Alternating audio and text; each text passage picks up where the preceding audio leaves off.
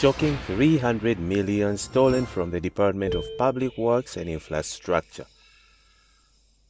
A staggering 300 million rand that could have been used to create jobs and improve infrastructure has instead found its way into criminal hands, and it's likely that public officials are involved.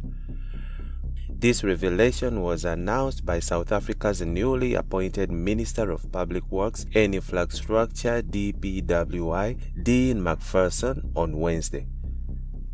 The minister said at least 300 million rand has been stolen from the department in the past 10 years through cyber-related crimes. As recently as May this year, cyber attackers allegedly stole a further 24 million rand. This latest incident sparked a full forensic investigation collectively conducted by the Hawks, SA Police Service, State Security Agency, and experts from the cyber security industry.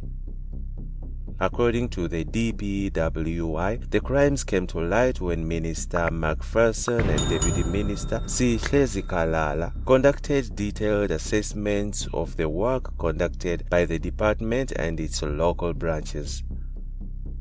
MacPherson said it was clear that the department had become a soft target and a playground for cyber criminals in the past decade, and it should have been picked up much earlier. It is unthinkable that this has gone on for so long without being noticed. In order to build trust with South Africans, we must be transparent about the problems we face. We will ensure that financial controls are tightened and we hold those responsible accountable for their actions, MacPherson said on social media platform X. In a statement to the media, the minister also alluded to the possibility of state officials being involved. I cannot discount the possibility of collusion between officials and criminals in this prolonged period of theft, MacPherson said. It is clear that we need better financial control, which I have said to the department are a matter of urgency.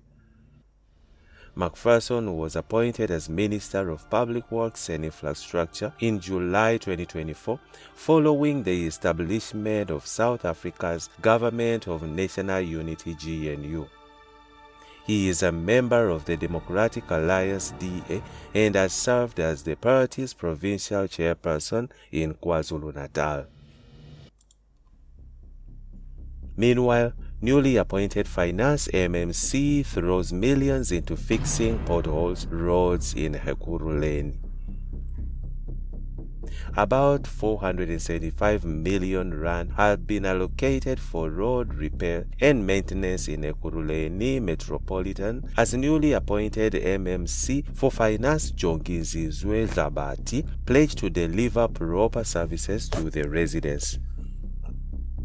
Zabati addressed the media on the economic development within the city at Germiston Civic Center in Ekurhuleni on Wednesday.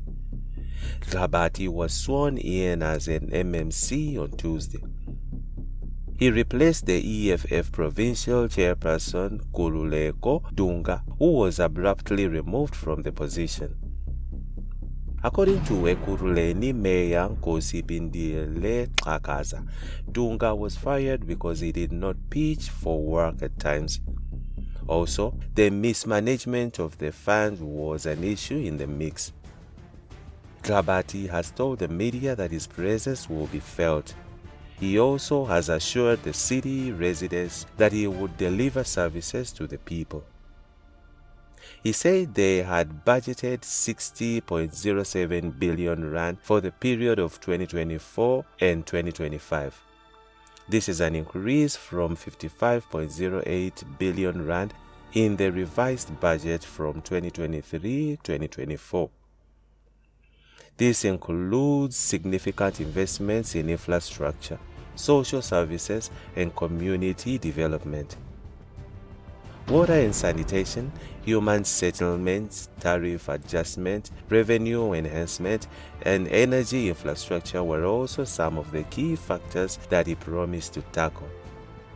He said the budget was a testament of the commitment to building a responsive and agile service delivery-oriented city. Xhataza also expressed confidence in Hlabathi, saying that he will lead and deliver on his duties. On the other hand, Action SA rejects City of Joburg's AFD 2.5 billion rand loan proposal. Action SA has again rejected the Agence Française de Développement AFD 2.5 billion rand loan, saying it will constitute a costly and unnecessary debt burden to residents for the next 15 years. This is after the Johannesburg Council voted against their loan on Tuesday. Their decision comes amid political squabbles between the Democratic Alliance DA and the African National Congress ANC. This is the fourth time where councillors debated about the loan, but nothing fruitful came out of it. MMC of Finance Dada Morero proposed and asked the councillors to support the loan to keep the city afloat, as well as to ensure service delivery commitments were met. Action SA's caucus leader in the city, Nobuhle Mtembu, said they were adamant that the council cannot take a loan that will burden Johannesburg residents for the years to come. We believe that the city must emphasize collecting revenue from the numerous government and provincial departments that owe the city millions of rands, an amount roughly equal to proposed loan. These departments are well known to the city, Mtembu said in a statement. Cities like the DA opposed the loan with concerns about how it would be repaid. The city recently borrowed about 2 billion rand from the Development Bank of South Africa DBSA, but the metro was already in a bad financial mess when it got approved. This also led to uncertainty among workers on whether they would be paid or not. Meanwhile, Council Speaker Margaret Arnolds dismissed the 200 rand prepaid electricity tariff, saying it was not urgent. On the other hand, ANC caucus welcomes elected representatives to key national and international bodies. The African National Congress Parliamentary Caucus has welcomed the election of ANC members of Parliament as House chairpersons and representatives of the Parliament of the Republic of South Africa in esteemed national and international bodies. The ANC Parliamentary Caucus additionally congratulated all the members of the political parties elected to take up the various responsibilities. This comes after the caucus met on Tuesday, July 9, to discuss and elect representatives that will be representatives to the key national and international bodies of South Africa. The ANC caucus congratulated Cedric Thomas Frolick, elected as the House chairperson, who will be responsible for committees, ICT and oversight in the National Assembly, NA.